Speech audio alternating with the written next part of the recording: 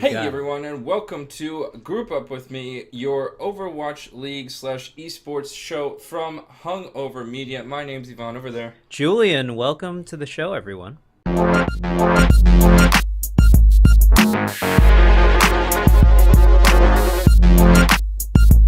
up with me.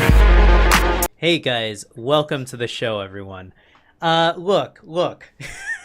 you made it awkward, Yvonne. I'm sorry. Okay, we'll cut back in 3, 2, 1. Hey guys, welcome to the show. We've got an exciting one for you today. What do you want? Where am I starting from? You're just laughing you're at me. doing great. And now, okay, well, good, because we've got some news and notes this time that may or may not confuse everyone. Because there are so many different things that happened last week in terms of the Overwatch League standings. That is true, Julian. Some things that we never thought would happen happened in the stage standings. Let's take a quick dive in. What the fuck is going on? So as we can see, there are a bunch of 4-0 and 0-4 teams. Surprisingly, or not surprisingly, you have teams like Dallas Fuel, who are 3-1, and Boston Uprising, who went, mind you, 10-0 last stage, who are 0-4. Surprise? Yes. I don't think so, right? This is what we were all expecting. I mean, maybe it's because the game got significantly changed in the fact that they introduced a new character that is maybe meta shifting. Her name. Yeah, if you look at all of the statistics in terms of how many people or like triple support being played, it's increased by almost 25%. How much time that Diva and Winston are getting played together in matches now, it's trending to like 2/3 and 1/3 Reinhardt Zarya, whereas previously it was like everything was Diva and Winston versus like 5 hours on Reinhardt Zarya, and we're up to 5 hours already into week 2 of stage 4. Yeah, definitely. And also a little teaser for the rest of the show. One time, one tank was played instead of two tanks, and that's a meta shift I'm going to be talking about later. But I'll tell you, Yvonne. What a tease. I think the biggest things that were happening were not that. Oh, okay, great. We got some upsets, but the upsets were crazy in that we got 4 O's this week in terms of games being completely swept. It was crazy. I couldn't believe which games were the ones that were 4-0s and 0-4s. So if you look at Dallas Fuel from this week, they had an 0-3 against Boston Uprising. They shut out Boston Uprising from getting a single point. I mean, they drew one map, but they didn't win. Yeah, this is the Dallas Fuel that was in shambles in Stage 3. So it seems that one character can really change, as Blizzard said, can really change a meta in that the Boston Uprising seemed to have no idea what to do against Brigitte. And the San Francisco Shock against the Houston Outlaws. My game of the week from last week. Yeah. I thought it would be competitive. It turned out that Houston, which we thought were coming together in like this, they would understand how to play the game more than a lot of other teams. It seems like they had adapted to the meta. They spanked the Spitfire. And no, turns out didn't work out that way. Not only did San Francisco sweep Houston in terms of taking maps, but they also swept them in terms of score, in terms of, well, not complete sweep, but pretty much a complete Houston sweep. Outlaws got 1 point on Blizzard World the entire match. Yeah. 1 and 0-0-0. It was an astounding like show of force from this young Shock team. Yeah, I mean, keep in mind the Houston Outlaws are no force to be they're a force to be reckoned with, right? So they have always constantly been teetering on stage playoffs for every single stage, and it seems like this stage they will not get into the stage playoffs, and probably, depending on how the rest of the week goes, maybe not get in at all. I guess they have a free win against the Shanghai Dragons, so maybe that'll and Florida Mayhem looks to be getting worse rather than improving at all. They have an easy week. I don't understand what's happening to Florida Mayhem. It seems like they're just super lost. Yeah, I think they're suffering from maybe fatigue from the long season. This is a long season. I don't really know how long other esports leagues go, but I believe that this is a pretty long season. I would be exhausted. I know that. These games are the most intense games of Overwatch. Take any game that we play, right, and turn it up to 11 and then put steroids into it. And this is the game that they're playing every single day. So it's crazy. Yeah, so let's take a look at how these massive changes have affected the league standings. Turns out, not too much, but we see some interesting things in terms of where Seoul Dynasty is falling to and how San Francisco is kind of climbing up the ladder. Yeah, I this is what we've been predicting all the whole time, right? We were highlighting San Francisco's match is 3 weeks in a row. We were saying that San Francisco needs to make a change, and they're this is the time to do it, right? So we can see they're taking some matches over good teams that were thought of as good teams in the past few stages, and that's obviously reflected in the stage standings. Yeah, they brought London to map 5 and they swept the Outlaws. Mm-hmm. So although they're only 2-2, they've beaten two fairly good teams, I would say. Although still Dynasty has been shaky at best, with their standings right now in the stage at 0-4. Right. So maybe we're overestimating Seoul's position and therefore getting SF Shock a little bit too much credit. But in any case, it's pretty impactful to see that Seoul is now out of the top 6, and Houston seems to be on the wrong side of a trend in terms of getting back into the overall league playoff picture. Right. I mean, San Francisco Shock, if you take a look at their map differential, is still in the negative by quite a bit. But they're the most likely to get to positive of the teams that are negative, let's say. But I doubt they're going to make it to top 6, but they're going to give everyone a run for their money in their upcoming matches, for sure. Yeah. Well, we might be teasing what's coming up in the games of the week soon. But before we get into all of that, Julian, do you have something interesting to show us? I think there's a little segment that we have in our show called Julian's Juicy Comp. Roll the intro. That guy's awesome! Awesome! He's awesome!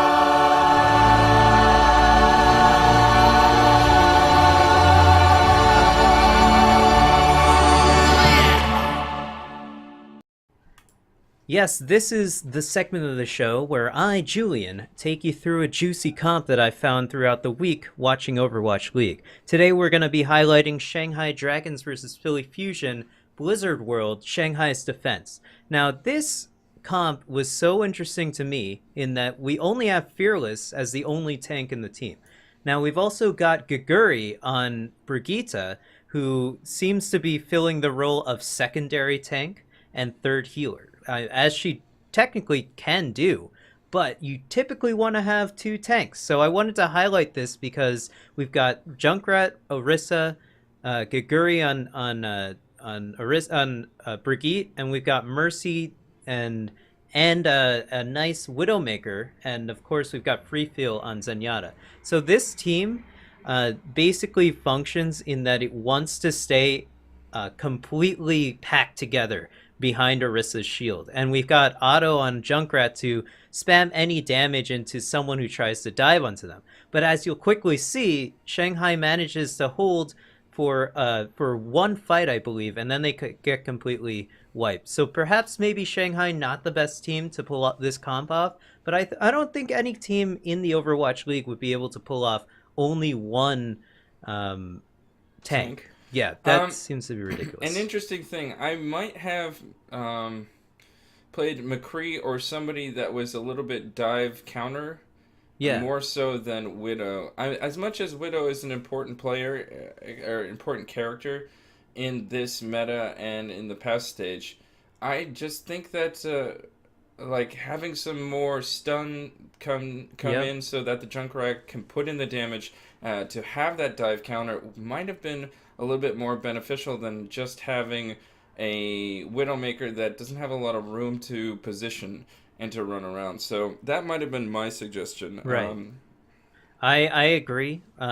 If I were to run this, I mean, this is pretty much a good highlight as to why tanks are really important in this meta, as they are in every meta. But I think particularly they work very very well with Brigitte. So because tanks typically like to stick in pairs, they move forward and soak up damage for each other, and also deal a lot of damage in turn if they're paired up well. So Brigitte adds to that effect in that she can heal, stun, and provide armor. So that's typically, I think, how Brigitte is played. But I mean, I could be wrong. No, I agree. I think the main thing that you want with your Brigitte is to open up space, I think, in the current meta for your Reinhardt. Mm-hmm. So even in this, where they're running Brigitte and Winston, it does feel really odd. I don't think Brigitte is really tanky enough to be a tank. Yeah, and right. I think that's the reason that this didn't really work out that well. So a good comp to highlight, and Shanghai Dragons, Perhaps one you again, might have missed. experimenting. And yes, thank you for bringing this up, because this is one that I absolutely wasn't going to watch this game, despite the fact that I like to analyze the Overwatch League a little bit. To be honest, yeah, I so don't even know why I was watching it. It was just on. you I'm happen like, to catch every single on? Shanghai game. So Maybe I was watching on purpose. No. anyway, thank you for highlighting that, Julien. No problem. Of course, here at Group Up With Me, we don't just want to highlight the one juicy comp that we saw in the Overwatch League. We want to highlight some dope players and how well they're doing.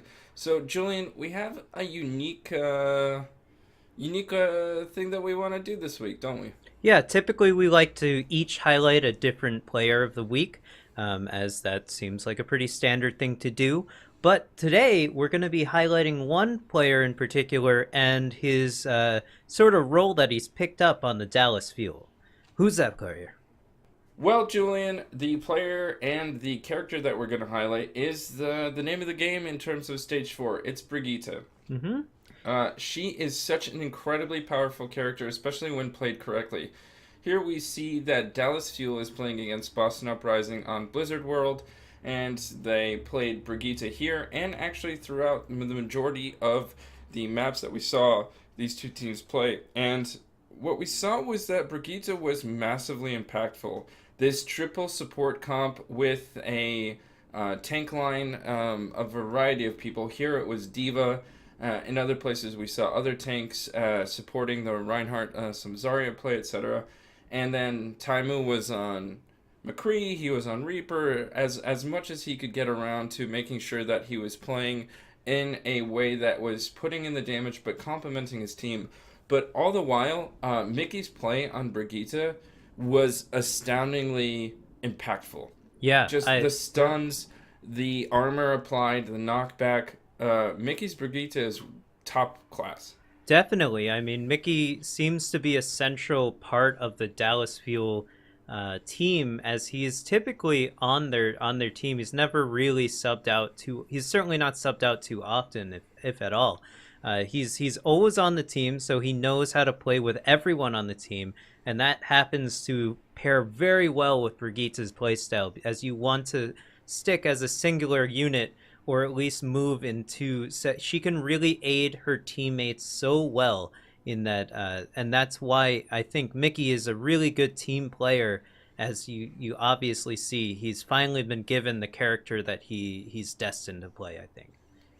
Yeah, I think that I think one of the secret beneficiaries of the tank weirdness that Dallas had was the fact that Seagull had to learn how to play D.Va. Right. So now that Seagull can play the off tank, you can allow Mickey to play the Brigitte, and that wide character pool, or that differentiation of characters, allows for Dallas to be very impactful, especially when Mickey can rock out with the Brigitte. It was great to see, and Mickey was super impactful, and he earned himself a lot of respect throughout the league. I know after the first time when Brigitte was rolled out, when Dallas beat Shanghai Dragons, and everyone was like, okay, It's Dallas Shanghai. can beat Shanghai, but no one else. Yeah. Costa famously came out and said Mickey was allowed to do things with against Shanghai that no other team would allow him to do. And since then, I know Costa has taken his words back. He said that the clip didn't age well, and I think it's true. Um, I think that it's shown tremendously how much and how impactful this character can be, and I think single-handedly Mickey is changing how people are viewing and using Brigitte around the league.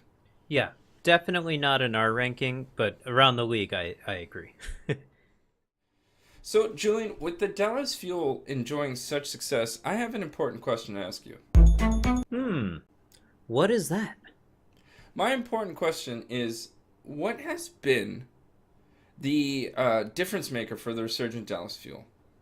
Now, I mean, the obvious answer seems to be Mickey being able to play Brigitte. So it seems that Dallas was in desperate need to have this sort of bridge between and hybrid character that is the bridge between tank and support. So they needed a character that could support their tanks just a tad bit more than they've been getting support on, and also deal some damage as well in that sort of pseudo tank role that Brigitte seems to be playing.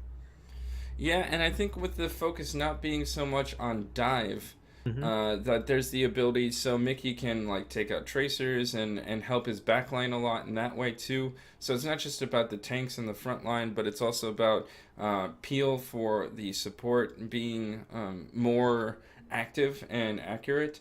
Right. I also think that what's helped is some things that Taimu has said. For instance, in the Oversight podcast when he was talking to Monte Cristo, he said that the coaching staff isn't just focused on, okay, this is how we play, we're going to play the way that we play, and we're just going to be better than the other team. I think with Brigitte, it's not always going to be so much about mechanics. It's a lot more about ult management and about strategically picking out a way to counter what your opponent is playing.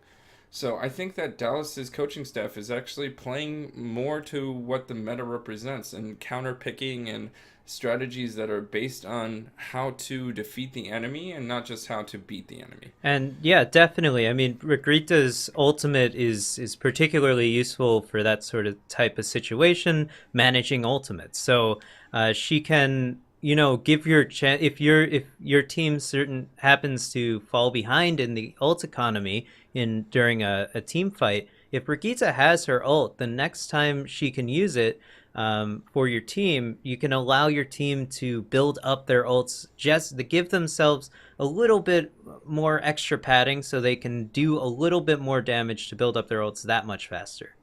Yeah, very true. So if this is the case with Dallas Fuel, where such an impactful character is played in a smart way with really impactful coaching, why can't every team recreate the success? Why have we seen Florida Mayhem play worse? Why have we seen Boston Uprising gone from number 1 to bottom of the pack? What is it about this that's not replicable by some of these teams so far? Well, it seems. I mean, I said it a little earlier in this episode, and of course we've discussed it when we were talking about Boston's, when their undefeated win streak last stage. Now, I think it has to do a little bit with player fatigue here. So, I mean, obviously these guys are they're playing out of their minds. These are the best matches they've ever played.